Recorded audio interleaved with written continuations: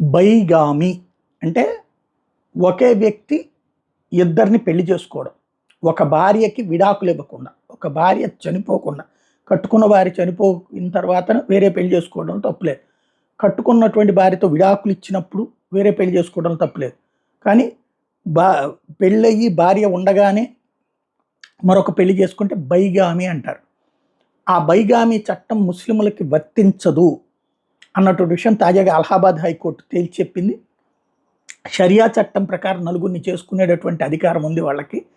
ఆ నలుగురిని కూడా ఒక భార్య సంతృప్తి చెందే విధంగా రెండో భార్యని, అంటే కట్టుకున్నటువంటి భార్యకి ఆర్థికంగా వెల్ సెటిల్డ్ చేయగలిగే, ఆమెను పోషించగలిగిన సత్తా ఉన్నప్పుడు ఇంకొకళ్ళకి కూడా అలా పోషించగలిగే సత్తా ఉందని చెప్పి నమ్మినప్పుడు ఈ భార్య ప్లస్ కట్టుకోబోయే భార్య, అట్లాగే మిగతా నలుగురు కూడా తమని ఈ భర్త పోషించగలడని నమ్మినప్పుడు, తన భర్త తనని పెళ్లి చేసుకుని ఇంకో ముగ్గురు కూడా పోషించగలడని నమ్మినప్పుడు అది వాళ్ళకి సంబంధించిన అంతర్గత వ్యవహారం. ఏదైనా తేడా ఉన్నా వాళ్ళు ఇండివిజువల్గా తేల్చుకుంటారు తప్పించి వాళ్ళకి సంబంధించిన షరియా చట్టం ప్రకారం తేల్చుకుంటారు. కానీ ఐపీసీ ఇండియన్ పీనల్ కోడ్ చట్టం ప్రకారం బైగామి కేసులు ముస్లింలకి వర్తించదు అని అలహాబాద్ హైకోర్టు తేల్చి చెప్పింది.